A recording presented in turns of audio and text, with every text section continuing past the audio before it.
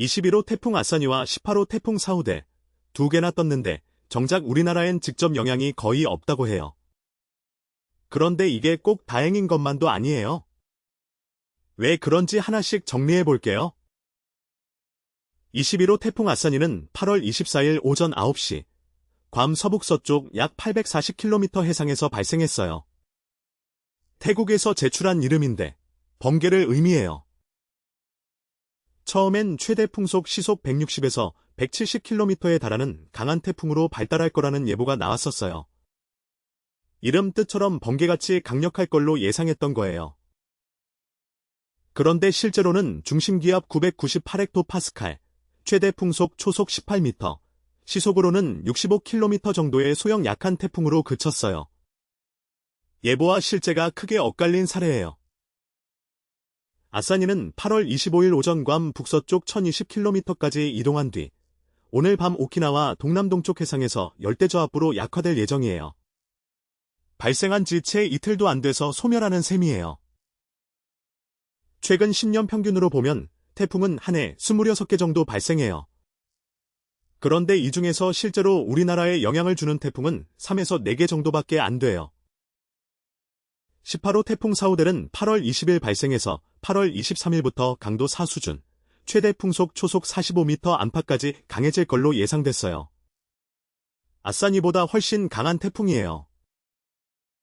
사우델은 일본 오키나와 남동쪽 해상을 향해 서북서진하면서 한반도에 직접 영향을 줄 가능성은 확인되지 않고 있어요. 강한 태풍인데도 우리나라를 비껴가는 경로예요. 태풍은 보통 7월부터 늘기 시작해서 8월과 9월에 가장 많이 발생해요. 지금이 딱 그 시기라 앞으로도 새로운 태풍이 계속 생길 가능성이 높아요. 2026년부터 태풍 강도를 기존 약, 중, 강, 매우 강, 초강력 대신 숫자 1에서 5단계로 표기하고 있어요. 강도 4는 최대 풍속 초속 44에서 54m, 강도 1은 17에서 25m 구간이에요. 아싸니는 초속 18m로 강도 1에 겨우 걸치는 수준이고 사우델은 초속 45m로 강도 4에 해당해요. 숫자로 보면 두 태풍의 세력 차이가 훨씬 명확하게 보여요.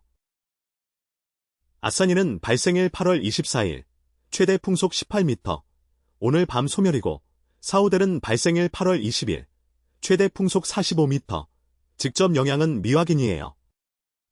둘 다 한국 상륙 가능성은 낮다는 공통점이 있어요. 직접 상륙하지 않아도 간접 영향으로 갑자기 소나기가 쏟아질 수 있는 시기예요.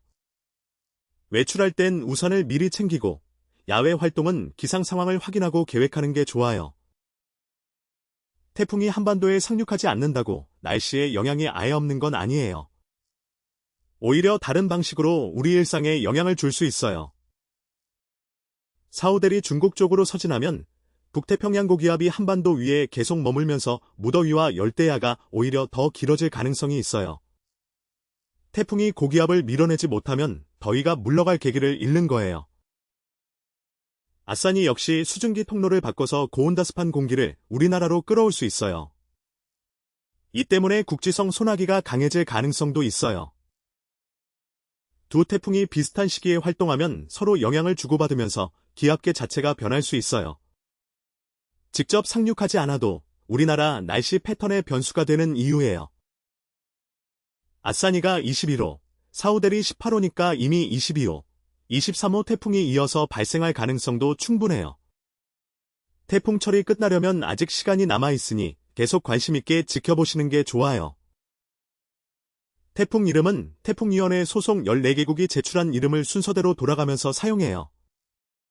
아싸니는 태국이, 사우델은 라오스가 제출한 이름이에요. 태풍주의보는 상대적으로 약한 영향이 예상될 때, 태풍경보는 강한 바람과 많은 비가 예상될 때 발표돼요. 뉴스에서 이 표현이 나오면 상황이 얼마나 심각한지 가늠하는 기준으로 활용하시면 돼요. 기상청 날씨놀이 홈페이지의 태풍정보 코너에서 실시간 위치와 예상 경로를 확인할 수 있어요. 예보는 계속 바뀔 수 있으니 하루에 한 번씩 업데이트를 확인하는 게 좋아요. 아싸니는 오늘 밤 소멸하고 사우델도 한국 직접 상륙 가능성은 낮아요. 다만 두 태풍 모두 간접적으로 무더위와 소나기에 영향을 줄 수 있으니 계속 지켜봐야 해요. 태풍이 직접 오지 않는다고 방심하기보다 늦더위와 열대야가 더 길어질 수 있다는 점을 염두에 두시는 게 좋아요. 국지성 소나기 가능성도 있으니 외출 전 기상청 예보는 한 번씩 확인해 보세요. 공감과 댓글, 구독 부탁드려요.